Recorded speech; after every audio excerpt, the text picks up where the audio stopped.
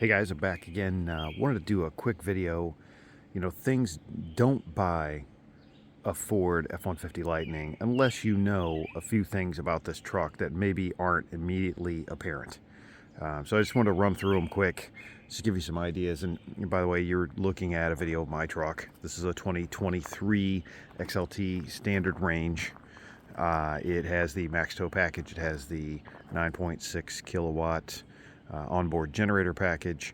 If you want to know more about this truck, I'll have other videos separately. But I was thinking about, it's funny, I'm on a lot of the forums. I was thinking about questions that people frequently have on there, and really just want to share some things that maybe would help prospective owners, things to think about, sort of that sort of stuff. So the first thing, the truck is fantastic. Highly recommend it, but there's some things to keep in mind. The first of them is, in terms of the value proposition, people say, geez, I want to buy an EV, it's cheaper to operate. It's cheaper to operate if you can home charge. So if you have a level 2 charger at home, or the ability to get one and get it installed, and investigate that, right? It could be, in where I live, standard installation for a 220 to run the line, put in the outlet, buy all the pieces, and let's be honest, copper's expensive. You could be upwards of $1,000, $1,200 just to run the line, to have the outlet, not inclusive of the charger. So you could be, I think, pretty easily $1,500 out of pocket, considering that these, by the way, don't come with a charger. It's a $500 option. However, you can buy other level 2 chargers that'll do the job, potentially maybe a little cheaper, or with some incentives from your state or local government. Or so keep that in mind. But if you don't home charge, it's not that inexpensive to operate one of these. A thing to keep in mind, this is a 7,000 pound truck. It's designed to be a truck. It does truck things. Guess what? It's not that efficient. Your average owner, it appears, gets something in the 2 to 2.5 miles per kilowatt hour. So if you do that math, if you're going to, a charger, and you're paying 50-60 cents per kilowatt hour, it doesn't come out to be much cheaper than maybe operating a hybrid. So it's something to think about. But if you home charge like I do, and I have solar, if you're able to home charge, then that electricity costs me something around 10 cents. Big difference, but you gotta have the ability to home charge. Another thing to consider, when you look at the rated miles, so mine's a standard range, and I went in eyes wide open. We have another EV, so I understood the rating. Just as an example, it's rated for 240 miles of range. So they give you the combined figure, right? And something to think about, particularly in a truck. And again, 7,000 pounds, shaped like a brick. You will not go 240 miles on the highway with a rated range of 240 miles. So these things are more efficient in town than they are on the highway. So they're the counter to an ICE vehicle. That frontal area makes the efficiency drop the faster you go. So if you get on the highway and go 70, you don't have 240 miles of range. The other thing is, you can't use all 100%. Okay, think about your gas car for a second. Rarely do you get to completely empty before you go to the gas station. Same thing with an electric, and particularly for the health of the battery, you can't run it to 0%. And another thing a lot of folks don't realize is the truck has built-in circuitry that slows down charging the closer to 100% that you get. So once you're over 75% charge, when you're at a fast charger even, the rate at which it charges slows down a bunch. So in other words, if you get on the highway and because of that frontal area, you're probably going to get on the highway something around 80% of that rated 240 with 100% of charge. So if you do that math, and let's just round it off because I'm a simpleton. Let's say at 100% charge on the highway, you're going to go around 200 miles, which would, you have a 98 kilowatt hour usable battery. So if you're going to go, call it the 200 miles on 100%, the problem is you're not going to drive to 0%, and you're never going to charge to 100% because A, it's not good for the battery, but B, it would take you forever. So on a trip, you're probably going to get down to around 10%. You're probably going to charge to around 80%. So now you have 70%. So again, and I apologize for the long math, but if you have true 200 miles of range at 100%, but you're only got to add 70% each time you stop to fast charge, that means you're about 140 usable miles of range. And again, this has nothing to do with the home charging. This is strictly if you're out on the road. Because otherwise what happens is once you hit the 80% charge amount, then the charger, whether you're at a Tesla charger or you're at a Electrify America or somewhere else, the charging pace is going to slow down a lot. And your, say, 20-minute to 30-minute top off is going to turn into an hour or an hour and a half stop. And most folks every 160, 70 miles don't want to be stopped for an hour and a half. Right, so it's really, really something to consider. Another thing to know, Ford is going to give you a Tesla adapter. The Tesla charging network is game changer. However, the Ford adapters appear to be 5 to 6 months out.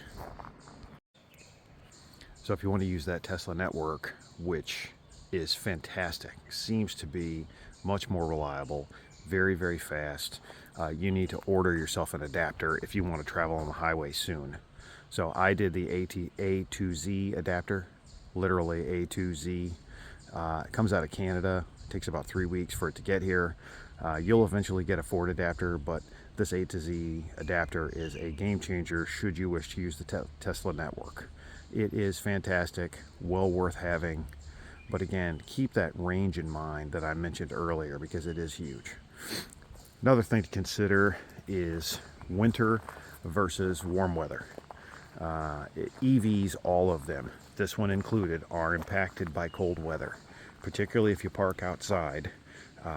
Beware that, again, that range we just talked about, the 240 if you're around town, let's say, 170, 180, 200 if you're on the highway at 100% of charge.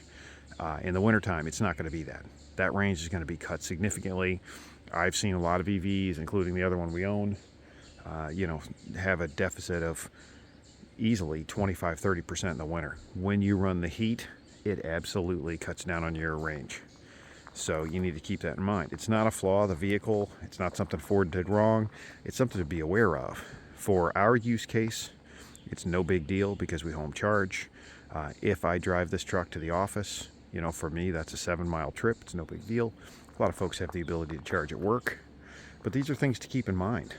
You need to have the infrastructure in place. And again, if you don't have a home charger, that's where I think a lot of these considerations really need to be thought about.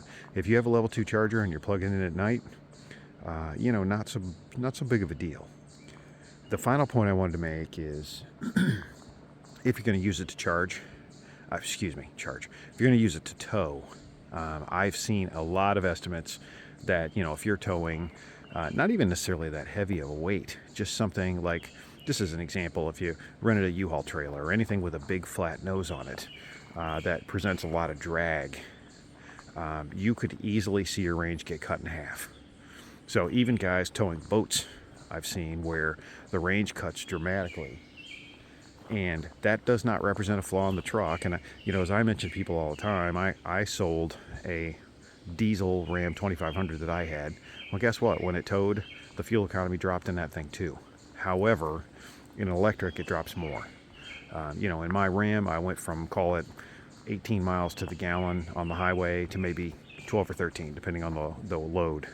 These dudes, they could very easily be cut in half. If you're towing 4,000 or 5,000 pounds, this particular one has the max tow package.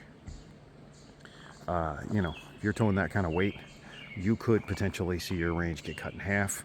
Again, if you're highway traveling, if your usable range is that 140, 150 miles at 70% of added charge, well, now you might be 60, 70, 80 miles, right? Does this work for your use case? That's the kind of thing that you need to think about. So, follow another thing, something I wanted to point out. Keep in mind, this truck is 7,000 pounds. And by virtue of that, thankfully, you don't have oil changes. You don't have a lot of the standard maintenance you do on an ICE vehicle. But you are going to want to, A, rotate the tires frequently, and B, you're probably going to be replacing tires more frequently. So just be aware that's an expense that you're going to bear. It's a little bit different. A lot of guys want to run out and do ginormous wheels and tires as a replacement. And I'm the first to tell you I like the looks of those things. But in this use case, not a bunch of sense, right? It doesn't make a lot of sense for these because the concept here is efficiency. And so, this particular setup right here is the 18-inch wheel. I happen to think they're decent looking. I would love to have the 20s or the 22s. But as you can see, it's kind of a highway tread, and these are designed to be very efficient. And running the proper air temperature is very important. But just keep in mind, you're going to be rotating a lot. It's a 7,000-pound truck. You may not be doing that on jack stands at home. You may need to take it in to have that done. So, just have that in mind. Listen, it's a great truck. If you've researched, I can tell you, I absolutely love this truck. I'm very, very pleased with it. I think it suits our needs really, really well. Our campground is about 30 miles from our house. So with relation to towing the camper, that sort of thing, I have the amount of range built in that I need. I like how it looks. I love the space. There's tons of other things, but keep these points in mind because it is not the no-brainer that sometimes people think about. So if you have any questions, please put them in the comments below. Please like and subscribe. I have a lot of other content on this truck, either posted or coming. And again, I really appreciate you watching. I hope you have a great day. Thank you.